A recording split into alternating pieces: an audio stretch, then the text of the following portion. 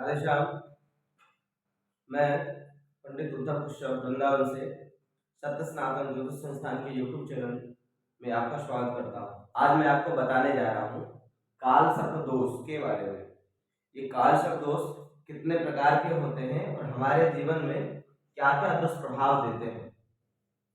कई काल सर्प दोष ऐसे भी होते हैं कि आपको दुष्प्रभाव कम देते हैं, अच्छा प्रभाव योग कारक बन जाते हैं। योग कारक मतलब अच्छा प्रभाव अधिक देते हैं। अधिकतर काल सर्प दोष ऐसे होते हैं जो कि दुष्प्रभाव ज्यादा देते हैं, अच्छाई कम देते हैं। लेकिन हाँ, ये भी है कि काल सर्प दोष के कारण व्यक्ति को योग फल भी मिलता है, ऐसा भी बनता है स्थिति। तो मैं ये सारी बात आज बताने वाला हूँ कि काल सर्प दोष कितने प्रकार के होते हैं, कौन से काल सर्प दोष से क्या प्रभाव मिलता है। मतलब मान लीजिए आपके कुंडली में काल सर्प दोष है, परंतु ये देखना पड़ता है इसमें कि कौन सा काल सर्प दोष है, इस काल सर्प दोष का क्या प्रभाव है। तो ये बताऊंगा मैं प्रत्येक काल सर्प दोष का कि किस किस काल सर्प कितने प्रकार के, पहले दिए हैं कि कितने प्रकार के काल सर्प दोष है। ये दूसरा कि वह जो अलग अलग काल सर्प दोष है उन अलग अलग का क्या अलग अलग प्रभाव है। नहीं तो आजकल बात चल रही है कि काल सर्प दोष है, अगर आप किसी व्यक्ति ने कोई भी आपकी कुंडली देखे और बताए कि काल सर्प दोष है, तो अब काल सर्प दोष है तो आप व्यक्ति समझ लेता है कि अब हमको जितनी भी प्रॉब्लम है हमारे जीवन में, जितने परेशानियां, वो सब इसी काल सर्प दोष के कारण है। ऐसा नहीं होता है कि अगर काल सर्प दोष है आपकी कुंडली में तो जरूरी नहीं वो जिंदगी भर आपको परेशानी दे। उसका भी एक समय निर्धारित होता है कि काल सर्प दोष आपकी कुंडली में बन रहा है तो कब परेशान करेगा। ये सारी बात एक अलग सी है, अलग सा है कि आपको कि कौन सा काल सर्प दोष कब परेशान करेगा। ठीक है, ये सारी बात आज मैं बताने वाला हूँ। तो समझते हैं पहले काल सर्प दोष कितने होते हैं, किस प्रकार से बनते हैं। पहले हम ये समझेंगे कि काल सर्प दोष कैसे बनते हैं। आपकी किसी कुंडली में काल सर्प दोष, ऐसी कुंडली की क्या स्थिति बनती है जब काल सर्प दोष होता है। समझिए, ये मान लीजिए मैं किसी की लग्न कुंडली बना दे रहा हूँ। ये चक्र है, ये लग्न कुंडली मान लेते हैं वृश्चिक लग्न की कुंडली है। 8 9 10 11 12 1 2 3 4 5 6 7। काल सर्प दोष बनता कैसे है, सबसे पहला टॉपिक है कि काल सर्प दोष बनता कैसे है। कैसे समझे कि किसी की कुंडली में काल सर्प दोष है कि नहीं। इसका एक परिभाषा है, कहते हैं राहु केतु के मध्य, राहु और केतु के मध्य सभी ग्रह आ जाए। राहु केतु के मध्य सभी ग्रह आ जाए, जितने भी कुल मिलाकर के 9 ग्रह होते हैं, तो 9 ग्रह में राहु केतु और 7 ग्रह और बचे हैं। तो राहु केतु के मध्य सभी 7 ग्रह जो बचे हुए हैं आ जाए तो उस कुंडली में काल सर्प दोष बनता है। अब मध्य कैसे आते हैं, मध्य का मतलब क्या है। मध्य मतलब एक तरफ। जैसे समझिए, यदि राहु किसी का, ये पंचम भाव है, पंचम भाव में राहु बैठा हुआ है, भाव पंचम है। यदि राहु किसी का इस भाव में बैठा हुआ है तो केतु फिक्स है कि राहु जहां बैठेगा उसके सप्तम भाव में ही केतु बैठेगा। तो राहु यहाँ बैठे हैं तो 1 2 3 4 5 6 7 केतु यहाँ बैठेंगे। ये फिक्स है कि राहु जहां बैठे हैं उससे उसी भाव से 7वें भाव में केतु बैठते हैं। तो राहु केतु बैठ गए। अब देखिए, जब भी राहु केतु बैठते हैं तो दो तरफ कुंडली का दो भाग हो जाता है। 5 भाव एक तरफ आ जाता है इस तरफ, और 5 भाव देखिए ये 5 भाव एक तरफ चला गया। या किसी भी भाव बनेगा तो यही कंडीशन बनेगा। जैसे समझिए, एक और बना देता हूं आपके सामने।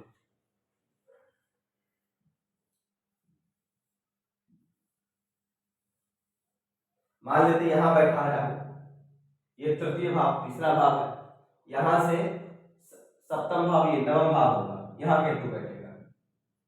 1 2 3 4 5 6 7 सप्तम भाव में केतु बैठ गया। देखिए इधर 5 भाव हो गया, ये 5 भाव 1 2 3 4 5 भाव, पीछे 5 भाव 1 2 3 4 5। मतलब कहीं भी राहु बैठे हुए हैं उसे 7वें भाव में केतु बैठेंगे।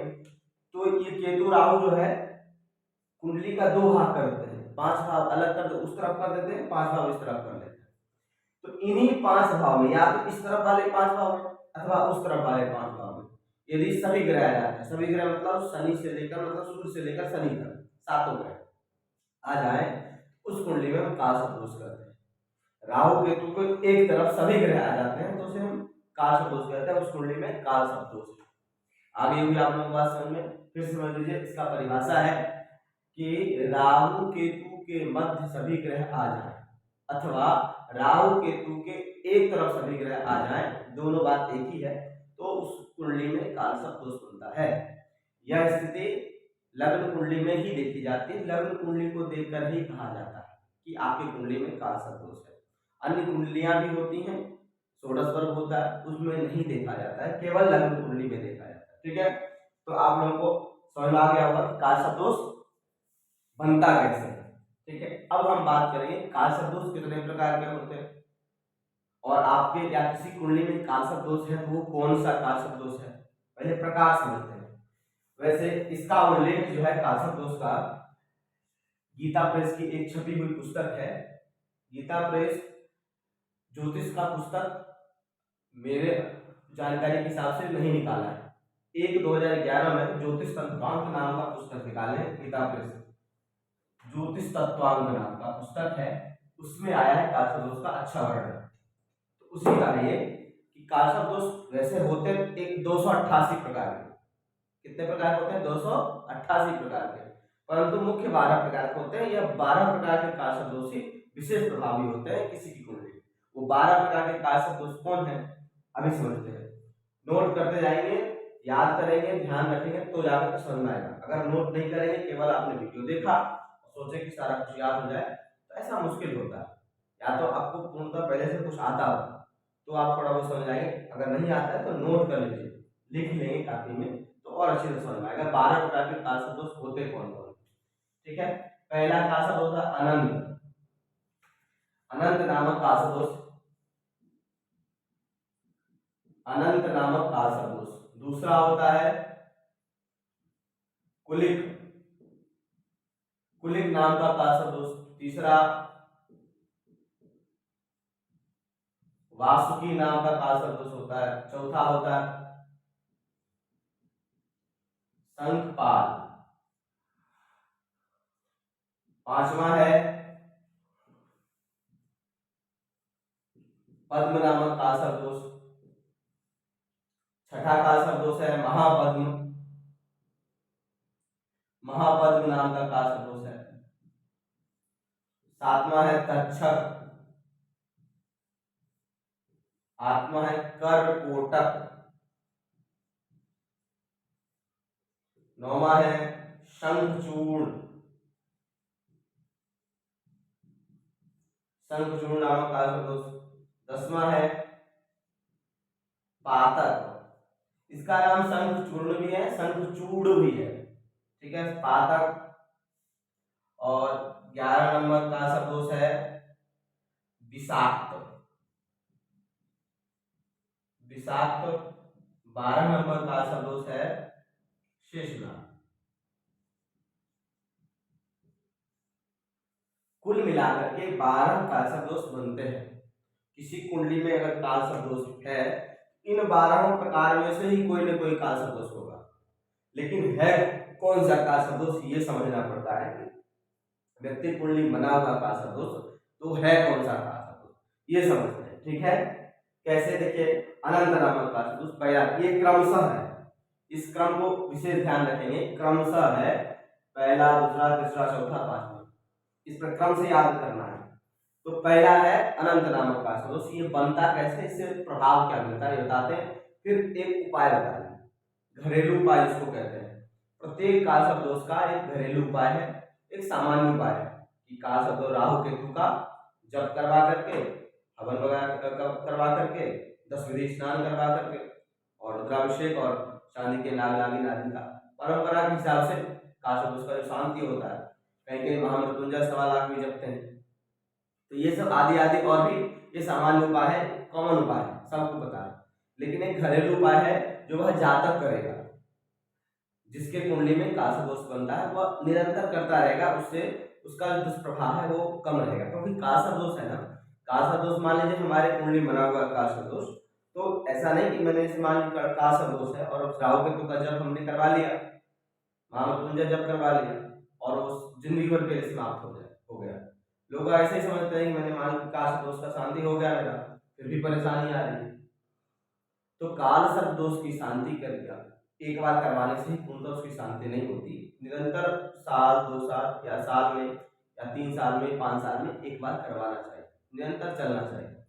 और सब लोग करवा नहीं पाते हैं, लेकिन जो ये उपाय सामान्य उपाय जो घरेलू उपाय इसका है, उसको आप घर में करते रहेंगे तो उसका दुष्प्रभाव जो पूर्णतः आपको नहीं मिलेगा। समझते हैं कि ये बनता कैसे है। देखिए ये है, मान लीजिए लग्न कुंडली किसी का,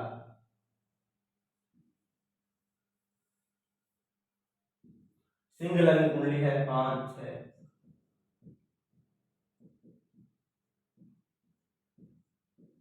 सिंह लग्न कुंडली है, राहु बैठा हो लग्न में और केतु बैठा हो सप्तम भाव में। भाई राहु लग्न में बैठेगा, केतु सप्तम भाव में बैठेगा, फिक्स है, क्योंकि राहु से 7वें भाव में केतु बैठता है। तो 1 2 3 4 5 6 7, 7वें भाव में बैठा हुआ है। तो इधर 5 भाव बचा हुआ है और इधर 5 भाव बचा है। देखिए 1 2 3 4 5 इधर है एक तरफ, एक तरफ इधर है, तो 2 भाग में हो गई कुंडली। तो इधर सारे कुंडली सारे ग्रह आ जाए अथवा उधर सारे ग्रह आ जाए, इन सारे भाव में सारे ग्रह आ जाए अथवा इन सारे भाव में सभी ग्रह आ जाए। राहु केतु के साथ भी कोई नहीं रहना चाहिए, ध्यान रखिए, राहु केतु के साथ भी कोई नहीं रहना चाहिए। तो क्या बन जाएगा, अनंत नामक काल सर्प। राहु जिस भाव में होगा उतने नंबर का काल सर्प दोष बनेगा। तो राहु प्रथम भाव में है, केतु सप्तम भाव में, सभी ग्रह एक तरफ आ जाए, इसका परिभाषा है, नोट कर लीजिएगा। जिसके प्रथम भाव में राहु हो, सप्तम भाव में केतु हो और इसके मध्य सभी ग्रह आ जाएं तो अनंत नामक काल सर्प दोष बनता है। अब जिसके कारण से परेशानी क्या क्या होगी, तो परेशानी जिस जिस भाव में राहु बैठा हुआ है उस भाव से संबंधित परेशानी होगी राहु के से। तो प्रथम भाव बैठा है तो प्रथम भाव से क्या देखते हैं, रूपम तथा वर्ण विनिर्णयश्च चिन्हानि जातिर वयसः प्रमाण आदि आदि। तो रूप रंग यश मान सम्मान शारीरिक स्थिति ये सब किससे देखा जाता है, लग्न से। तो इन सब में परेशानी आएगी, यश मान सम्मान में परेशानी आएगी, ठीक है। स्वास्थ्य से संबंधित दिक्कत आएगी क्योंकि लग्न से देखा जाता है, मस्तिष्क से आपका मानसिक स्थिति ठीक नहीं रहेगा। सप्तम भाव से दाम्पत्य जीवन व्यापार आदि देखा जाता है, ये भी अच्छा आपका नहीं रहेगा, क्योंकि अनंत नामों का शब्द दोष आपकी कुंडली में बना। काल सर्प दोष तभी बनेगा जब राहु केतु के एक तरफ सभी ग्रह आ जाए। ऐसा नहीं कि लग्न में राहु सप्तम भाव में केतु बैठा है तो आप कह दो अनंत नामक काल सर्प दोष, ऐसा नहीं। लग्न में राहु हो, सप्तम में केतु हो और इनके मध्य एक तरफ सभी ग्रह आ जाएंगे, तभी जाकर के आप बोलोगे कि अनंत नामक काल सर्प दोष। आगे बात समझ में। अब मान लीजिए द्वितीय भाव में राहु, द्वितीय भाव में राहु हो और इस भाव में केतु हो, तो केतु अष्टम भाव में होगा, 8वां भाव। द्वितीय भाव में राहु हो, अष्टम भाव में केतु होगा, क्योंकि राहु से 7वें भाव में केतु होता है और इनके मध्य सभी ग्रह आ गए। अब कौन कौन सा भाव हो गया, अब इन 5 भावों में आ जाए सभी, ठीक है। तो क्या हो जाएगा, कौन सा काल सर्प दोष बनेगा, दूसरे भाव से कुलिक नाम का काल सर्प दोष बनता है। पहले भाव से, पहले भाव में राहु होगा, सप्तम भाव में केतु हो और इनके मध्य सभी ग्रह आ जाएंगे तो अनंत नामक बनेगा। दूसरे भाव में राहु हो, सप्तम भाव में केतु हो और इनके मध्य, मध्य का मतलब एक तरफ सभी ग्रह, या तो इधर आ जाए सभी ग्रह अथवा उधर आ जाए सभी ग्रह, तो क्या बन जाएगा, कुलिक नामक काल सर्प दोष, जो कि ये दूसरा नंबर है। तो कुलिक नामक काल सर्प दोष में क्या दिक्कत आएगी, तो कुलिक नामक काल सर्प दोष में राहु द्वितीय भाव में बैठा है और केतु अष्टम भाव में बैठा है, तो द्वितीय भाव से संबंधित परेशानी आएगी और अष्टम भाव से। तो द्वितीय भाव से क्या क्या देखते हैं, द्वितीय भाव से धन देखते हैं, संचित आपका इकट्ठा किया हुआ धन देखा जाता है, कुटुंबियों की, रिश्तेदारों की स्थिति देखी जाती है, आपकी वाणी की स्थिति देखी जाती है, कैसा बोलने में रहेंगे आपका धन, इन सब इकट्ठा धन इन्वेस्ट हो सकता है, खत्म हो सकता है अचानक, ठीक है। अचानक प्राप्ति की स्थिति बन सकती है, अगर और ग्रह अच्छी स्थिति में बैठे हों तो अचानक प्राप्ति का भी योग बनेगा। कुटुंबी रिश्तेदारों से बनेगा नहीं, उनके कारण कई प्रकार की परेशानियां आएंगी, ठीक है। अष्टम भाव में केतु बैठा हुआ है, अष्टम भाव दीर्घ रोग का है, ठीक है, आकस्मिक रोग का है, तो अगर जल्दी रोग आएगा, देर से रोग जाएगा, मृत्यु तुल्य कष्ट का है, ये सब परेशानी संकट का है, ये सब दिक्कत आ सकती है आपको यदि आपकी कुंडली में कुलिक नाम का काल सर्प दोष है। ठीक है, अभी सभी का उपाय बताएंगे, अलग अलग उपाय क्या है। ठीक है, अब तृतीय भाव में राहु बैठा हो, जिसके तृतीय भाव में राहु हो, और किस भाव में होगा? केतु के नवम भाव में, इस भाव में केतु होगा। ठीक है, जब तृतीय भाव में राहु होगा तो नवम भाव में केतु होगा, राहु हो और नवम भाव में केतु हो, तो क्या दिक्कत आएगी?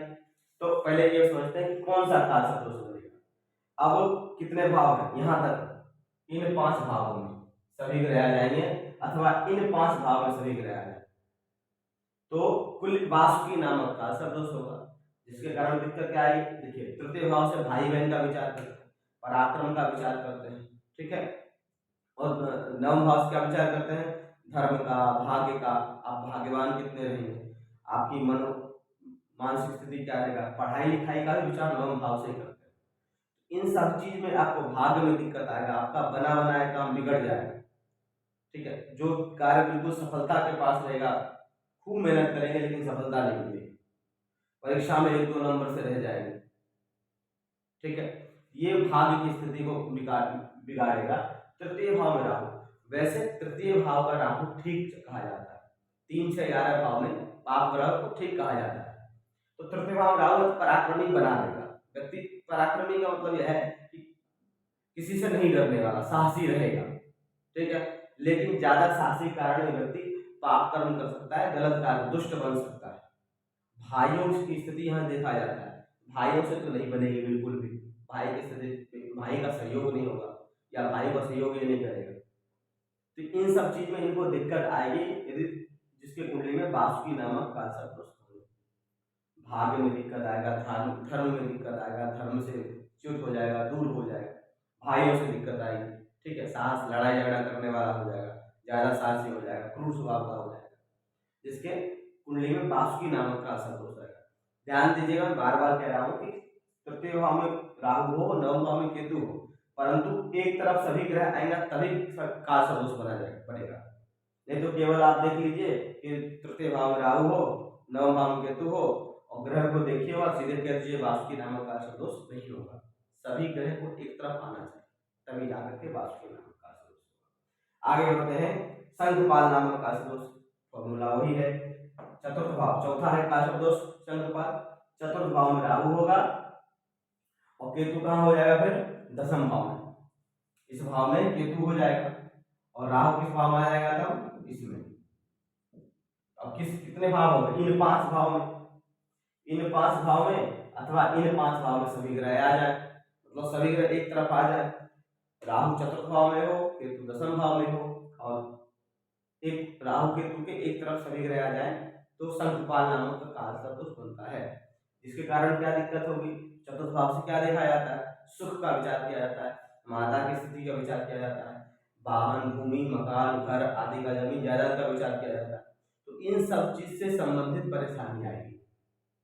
ठीक है, सुखी जीवन में सुख कम मिलेगा, घर का सुख कम मिलेगा, बाहर रहने को मिलेगा, घर में लड़ाई झगड़ा, क्योंकि चतुर्थ भाव घर है आपका, तो घर में लड़ाई झगड़ा, कलह क्लेश, किसी प्रकार की स्थिति बनती ही रहेगी। 10वें भाव से कर्म देखा जाता है, आपका ही कर्म खराब होगा जब तो लड़ाई झगड़ा होगा। कर्म, नौकरी, 10वें भाव से नौकरी देखी जाती है, आपकी नौकरी, पदोन्नति में दिक्कत होगी, नौकरी हो भी गया पदोन्नति में दिक्कत होगी, आपके जो अफसर होंगे आपके ऊपर वो परेशान करेंगे। ठीक है, ये सारी परेशानी आएगी यदि आपकी कुंडली में संघपाल नाम का काल दोष बना हो। यदि पंचम भाव में राहु बैठा हो तो केतु कहाँ बैठेगा? एकादश भाव में बैठेगा। राहु बैठा हो पंचम भाव, और फिर केतु कहाँ बैठेगा? 3 से 7वें भाव, एकादश भाव में, ये 11 नंबर का भाव। तो इनके अब ये 5 भाव आ गए, इस तरफ सभी ग्रह आ जाए अथवा उस तरफ सभी ग्रह आ जाए, राहु केतु के साथ भी कोई ग्रह नहीं होने चाहिए। तो काल दोष होगा कौन सा? पद्म नामक काल दोष। इसमें क्या दिक्कत आएगी? पंचम भाव से पढ़ाई लिखाई दिखाया जाता है, एकादश भाव से लाभ दिखाया जाता है, पैसा आपके पास कहां से धन आता रहेगा, तो धन से संबंधित परेशानी आएगी, और विद्या बुद्धि से संबंधित परेशानी आएगी, संतान संबंधित, क्योंकि पंचम भाव संतान दिखाया जाता है, विद्या बुद्धि की स्थिति देखी जाती है। परंतु पंचम भाव से सट्टा लॉटरी आदि भी दिखाया जाता है। तो राहु केतु जो है ना, ये आकस्मिक चीज देते हैं, परेशानी भी देंगे तो आकस्मिक देंगे, और लाभ भी देंगे तो आकस्मिक देंगे। तो हाँ, सट्टा लॉटरी आदि में लाभ की स्थिति बनेगी, लेकिन यह पूर्णता नहीं कह सकते हैं कि आपकी कुंडली में पद्म नामक का दोष है, आप सट्टा लॉटरी लगाओ, जुआ खेलो तो लाभ होगा, ऐसा नहीं है। कंडीशन देखा जाएगा, अन्य ग्रहों की स्थिति, इस पे भाग्य भाग के स्वामी का दृष्टि वगैरह हो, तब जाकर के कहीं यह आपको लाभ दे सकता है। ठीक है, तो कहते हैं पद्म नामक का दोष हो तो व्यक्ति को इससे संबंधित दिक्कत आएगी, विद्या बुद्धि पढ़ाई लिखाई संबंधित, जुआ सट्टा में पैसा उड़ा देगा, लाभ से संबंधित परेशानी आएगी, संतान से संबंधित दिक्कत आएगी। महापद्म नामक का दोष, महापद्म नामक का दोष कब बनेगा? षष्ठ भाव, छठा नंबर है, राहु षष्ठ भाव में बैठा हो। जिस जातक के राहु षष्ठ भाव में बैठा हो, तो राहु षष्ठ भाव में बैठेगा तो केतु द्वादश भाव में बैठेगा, केतु कहाँ बैठेगा? द्वादश भाव में। तो राहु षष्ठ भाव में हो, केतु द्वादश भाव में, इनके मध्य एक तरफ सभी ग्रह आ जाए, या इन पांचों भाव में आ जाए अथवा इन पांचों भाव में आ जाए तो काल सदोष होगा। कौन सा? महापद्म नामक काल सदोष। वैसे महापद्म नामक काल सदोष जिसके कुंडली में होगा वह व्यक्ति शत्रुओं को परेशान करने वाला, शत्रुओं को नष्ट करने वाला होगा, शत्रु इसके नहीं बिगाड़ेंगे। लेकिन ये भी उल्टा भी हो सकता है कि शत्रु इसके अधिक होंगे, परेशान करने वाले लोग, ज्यादा दिक्कत देने वाले हो सकते हैं, ज्यादा शत्रु होंगे। ठीक है, पराक्रमी होगा, साहसी होगा, क्योंकि पाप ग्रह षष्ठ भाव में बैठना ठीक कहा जाता है। परंतु रोग ऋण शत्रुओं का भरमार होगा इसके पास, रोग परेशानी करेगा इसको, क्योंकि रोग भाव है, शत्रु परेशान करेंगे, और ऋण ऋण कर्जा वगैरह अधिक हो सकता है, इसके कारण परेशान रहेगा। द्वादश भाव भी व्यय भाव है, खर्चा भाव है, खर्चा अधिक होगा, पैसा आमदनी नहीं होगा अगर इसके कुंडली में महापद्म नामक काल सदोष बनेगा। तक्षक नामक काल सदोष, सप्तम भाव में राहु हो, प्रथम भाव में केतु हो, यहाँ राहु होंगे, यहाँ केतु होंगे, राहु कहाँ हो? सप्तम भाव में हो, और केतु हो प्रथम भाव में, तब कौन सा? सातवां नंबर है तक्षक नामक काल सदोष, सभी ग्रह एक तरफ आएंगे तब जाकर के कल तक्षक नामक काल सदोष होगा, जिसके कारण इसको दाम्पत्य जीवन संबंधित परेशानी होती रहेगी। हो सकता है विवाह के बाद विवाह टूट जाए, ऐसी स्थिति बन सकती है। व्यापार में हानि हो सकता है, यात्रा का भाव है, यात्रा में भी बहुत कष्ट होगा। प्रथम भाव मान सम्मान संबंधित है, उससे संबंधित दिक्कत रहेगा। यानी कि अगर तक्षक नामक का दोष हो तो ये सब परेशानी आ सकती है। ठीक है, अब अगला है कर्कोटक नामक का दोष। यदि कर्कोटक नामक का दोष किसी कुंडली में है तो अधिकतर समस्या वही होगा जो वासुकी कुंडली में हो रहा था, क्योंकि केतु बैठेगा यहाँ तो धन से संबंधित परेशान करेगा, और रोग से संबंधित परेशानी, अन्य कष्ट आते रहेंगे। ये भी ऋण से संबंधित चीज है, व्यक्ति परेशान रहेगा, कष्ट है, दीर्घ रोग देता है, हमेशा परेशान करने वाला। अगर अष्टम ये कर्कोटक नामक काल सदोष बनता है, आकस्मिक दुर्घटनाएं होती रहेंगी यदि कर्कोटक नामक काल सदोष बनता है। तो शंखचूड़ नामक काल सदोष बनता है तो क्या होगा? शंखचूड़ बनेगा कैसे? यदि कुंडली के इस भाव में यानी नवम भाव में राहु बैठेगा और तृतीय भाव में केतु बैठेगा तो क्या दिक्कत होगा? वही दिक्कत होगा जो वासुकी में हो रहा था। क्यों? क्योंकि तृतीय और नवम का ही संबंध है, तो नवम भाव से भाग्य आदि देखा जाता है, भाग्य धर्म आदि से परेशानी यानी उसका उदय नहीं हो पाएगा, और तृतीय भाव से भाई आदि का देखा जाता है।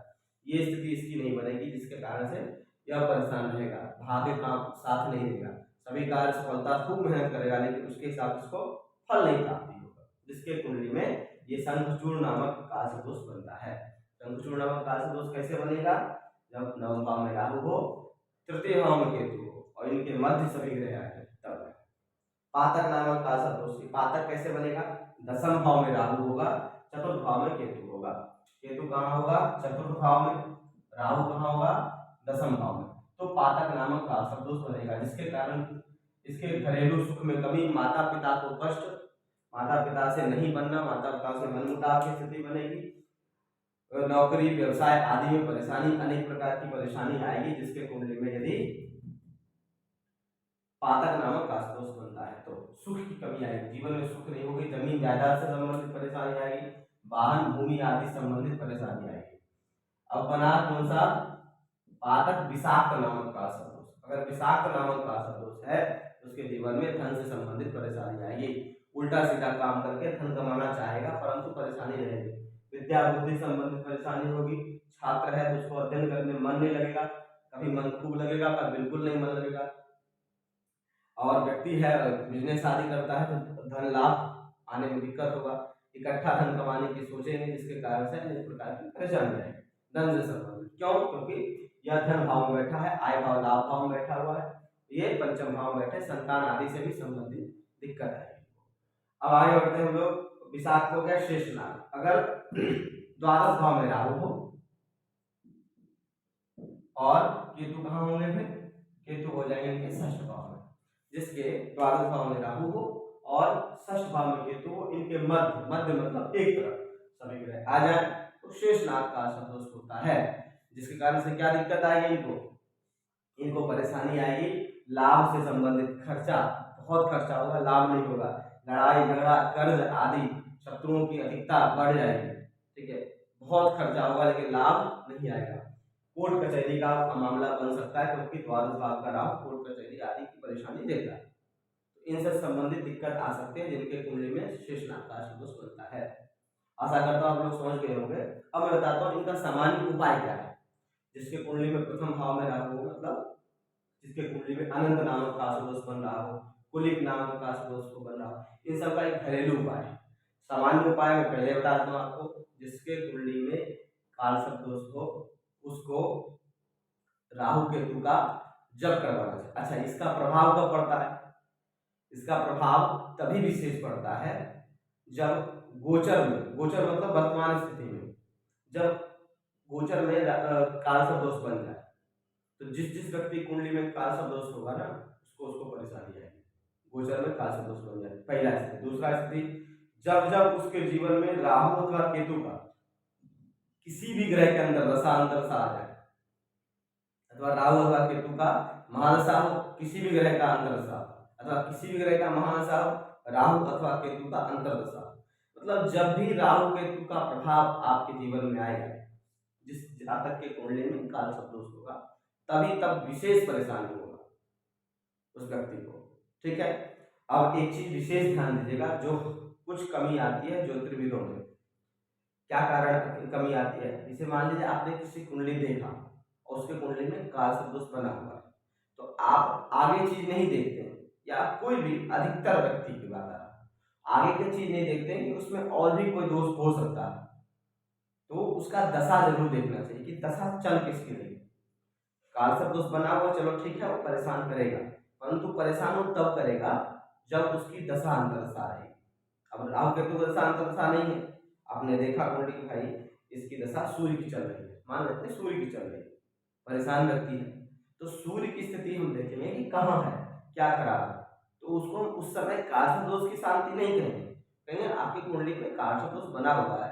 अब कहेगा पंडित हमने शांति करा लिया, उससे पहले हम कहेंगे भैया देखिए काल दोष अभी आपको दिक्कत नहीं कर रहा, अभी सूर्य कर रहा है, अथवा कोई भी ग्रह जो ग्रह का महादशा है अंतरदशा चल रहा है वही परेशान करेगा।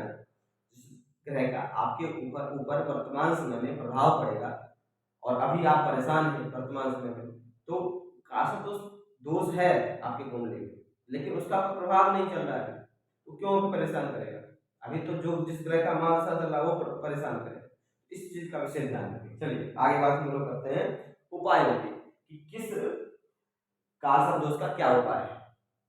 घरेलू का बता रहा हूं आपको। जिस जातक के कुंडली के प्रथम भाव में अर्थात अनंत नामक का दोष बनता है, वह व्यक्ति अपने गले में चांदी का चौकोर टुकड़ा धारण करना चाहिए। चांदी का चेन में अथवा धागे में, सफेद धागे में आप चांदी का चौकोर टुकड़ा, ठीक है, हिसाब से ज्यादा बड़ा ना हो, चौकोर टुकड़ा धारण करेंगे तो अनंत नामक का दोष से आपको निरंतर उसके दुष्प्रभावों से कुछ न कुछ कमी मिलती रहेगी। और यदि आप ठीक ठाक स्थिति में उसका शांति कराते रहे, प्रत्येक साल करवा सके ठीक है, 3 साल में 5 साल में अपने सामर्थ्य के अनुसार उसकी शांति करवाते रहे। देखिए काल दोष हुआ, पितृ दोष हुआ, ये सब ऐसे दोष है ना, ये समाप्त नहीं होते। आपके ऊपर जैसे शुगर बीपी का बीमारी होता है वैसा है, ये प्रभाव आपके ऊपर कुछ न कुछ देते रहेंगे, इसके लिए दवाई खाते रहना ही पड़ेगा। ठीक है, ये पहला नंबर काश दोष यानी कि अनंत नामक काश दोष आपकी कुंडली बन रहा है, तो आपको ये उपाय करना चाहिए कि अपने गले में चांदी का चौकोर टुकड़ा धारण करके रखना है, ठीक है। अगर मान लीजिए कुलिक नाम का काश दोष बन रहा है, कहते हैं अपने घर की वायव्य कोण में, घर के वायव्य कोण में अगर कुलिक नाम का काश दोष आपकी कुंडली बन रहा है, ठीक है, तो घर के वायव्य कोण में सफाई करके मिट्टी के बर्तन में जल रखना चाहिए और इस जल को नित्य बदलिए। घर के वायव्य कोण में मिट्टी के बर्तन में सफाई करके मिट्टी के बर्तन में जल रखना है और उसको नित्य बदलना है और बदले हुए पानी कहाँ फेंकना है, किसी तिराहे या चौराहे, ये डेली करना है। इससे आपको ऊपर जो बासुकी नामक कुलिक नामक काश दोष का दुष्प्रभाव है ये निरंतर कम होता रहेगा। फिर उसके बाद आप शांति कराइए, अगर सामर्थ्य नहीं है नहीं भी कराएंगे तो भी उसका पूर्णतः दुष्प्रभाव आपको नहीं मिलेगा। ये तो प्रभाव है, घरेलू उपाय है, आपको खुद करना है, बिना रुपया खर्चा का उपाय है, ठीक है। बस थोड़ा सा काम करना है, मेहनत करना है। वासुकी नामक काश दोष अगर आपकी कुंडली में है, कहते हैं कि अपने जन्मदिन के प्रत्येक वर्ष के जन्मदिन में अपने वजन के अनुसार एक वो कहा जाता है अपने वजनानुसार अथवा यथाशक्ति, इतना भी सामर्थ्य नहीं है तो यथाशक्ति गुड़, गेहूं और तांबा, ये 3 चीज का आप दान करिए। किसी को भी जो भी जरूरतमंद है उसको दान कर सकते हैं जन्म दिवस पे, अपने जन्म दिवस पे। ये तो हो गया बासुकी नाम की काश दोष का उपाय। चौथा चलते हैं शंखपाल नामक काश दोष। शंखपाल नामक काश दोष कब बनता है, जब चतुर्थ भाव में राहु हो, दशम में केतु हो, इनके मध्य सभी ग्रह आ जाएंगे, शंखपाल नामक काश दोष बनता है, जो पहले बता चुका आपको। इसमें क्या उपाय करते हैं, इसमें कहते हैं प्रतिदिन बहते हुए जल, स्वच्छ जल होना चाहिए, नदी नहर आदि जो स्वच्छ जल है, बहते हुए जल में यथाशक्ति दूध प्रवाहित करना है। यथाशक्ति 100 ग्राम 200 ग्राम जितना भी आपको यथाशक्ति है दूध प्रवाहित करिए। प्रतिदिन नहीं हो सकता है तो बुधवार भी कर सकते हैं, शनिवार को कर सकते हैं, महीना में एक बार अमावस्या के दिन करिए। तो जितना यथाशक्ति कर सकते हैं तो अच्छा रहेगा। शंखपाल नाम का काश दोष का प्रभाव कम होगा।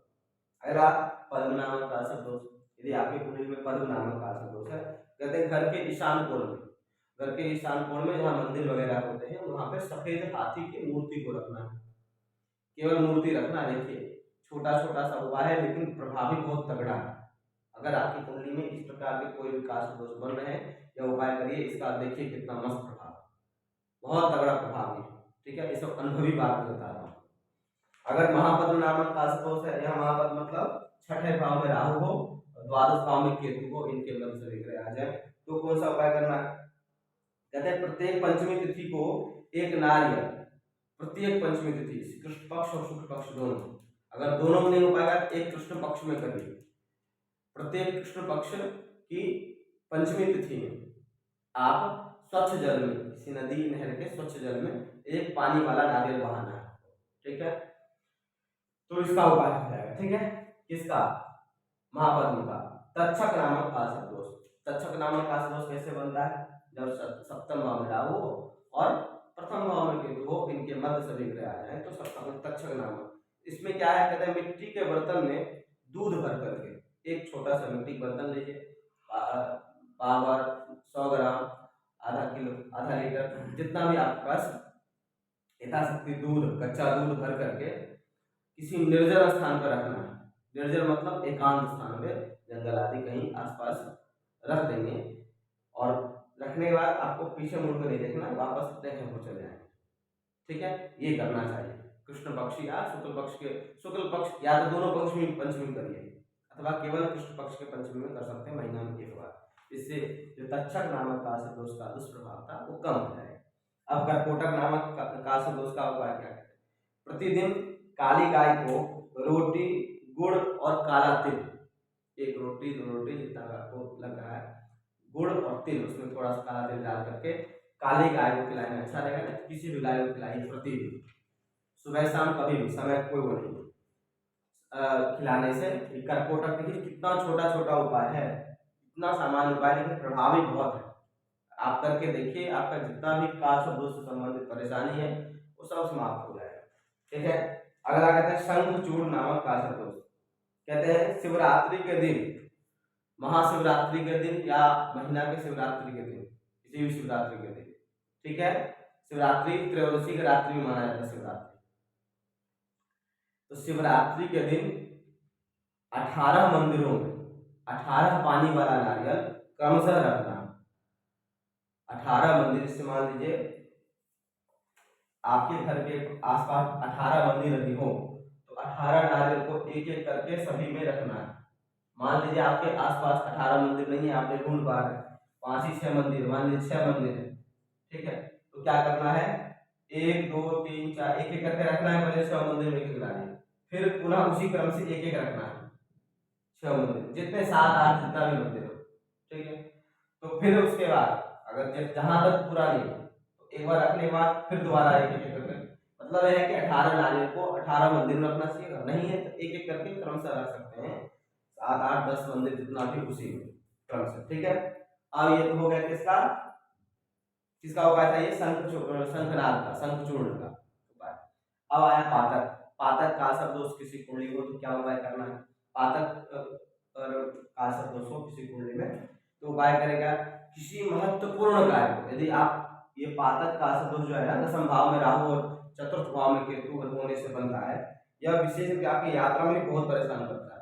कहते हैं किसी काम से, किसी महत्वपूर्ण काम के लिए अगर आप यात्रा में जा रहे हैं तो काले उड़द के दाना को, कुछ काले उड़द के दाना को अपने घर से निकलने से पहले अपने ऊपर 7 बार घुमा करके दक्षिण दिशा की ओर फेंक दें, इससे जो ये पातक नामक काशदोष था उसका दुष्प्रभाव आपके ऊपर कम पड़ेगा। अगला जानते हैं विषाक्त नामक काशदोष का क्या उपाय है। कहते हैं प्रत्येक बुधवार को, इसमें तो उपाय में हंसी भी आई आपको, प्रत्येक बुधवार के दिन अपने घर की सफाई करें और उस सफाई किए हुए कूड़े को बाहर फेंके, कहीं दूर फेंके, और उस दिन फटे हुए कपड़े पहने, ये उपाय है, ठीक है। और ये ऐसे नहीं बोल रहा हूँ, ये पुस्तक का प्रमाणिक उपाय है। आप लोग पुस्तक का नाम शुरुआत में बता दिया, फिर से बता देता हूँ। गीता प्रेस का एक ही ज्योतिष का पुस्तक है, ज्योतिष तत्वांक नाम का, जो ज्योतिष 2011 में छपी थी, ज्योतिष तत्वांक लाके अध्ययन कर सकते हैं। उसमें विषाक्त नामक काशदोष का उपाय यही है कि बुधवार के दिन घर की सफाई करें, सफाई करके कूड़े को दूर फेंकें घर से, और उस दिन फटे हुए कपड़े पहने, ठीक है। अगर फटे हुए ना हो तो फाड़ना भी नहीं है, ढूंढ करके फटे हुए कपड़े पहनिए, नहीं तो कोई बात नहीं, पुराना पहन सकते, चलेगा। आगे शेषनाग काशदोष।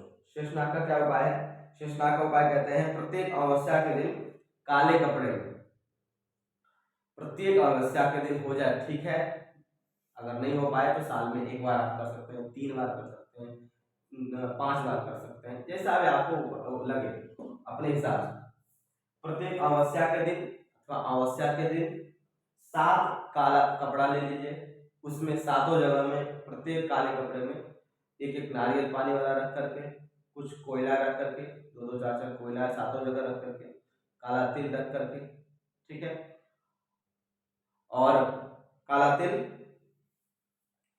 कोयला, नारियल ये सब रख करके इनको गठरी बांध करके और बहते हुए जल में, स्वच्छ जल में, बहते हुए जल में अपने ऊपर 7 को 7 बार घुमा करके अपने ऊपर प्रवाहित करना है आपको, उसमें बहते हुए जल, स्वच्छ जल में।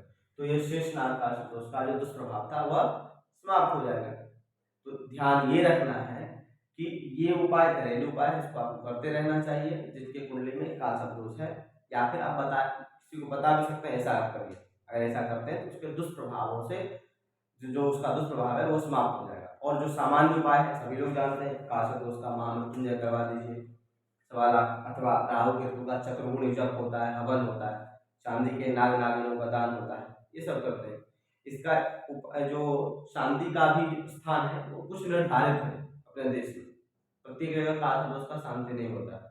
वृंदावन में भी होता है, वृंदावन मथुरा जिला में 2 जगह है, जैत है, ठीक है, मनसा देवी का मंदिर है वहाँ पे, और एक छठी करा जो गरुड़ गोविंद का मंदिर है, उज्जैन में होता है, वाराणसी में होता है, प्रयागराज में नाग वासुकी है वहाँ पे होता है, चंडीगढ़ में है वहाँ भी होता है। तो कई ऐसे जगह हैं जहाँ पे इसका शांति का किया जाता है, अगर कोशिश करें कहीं शांति कराएं।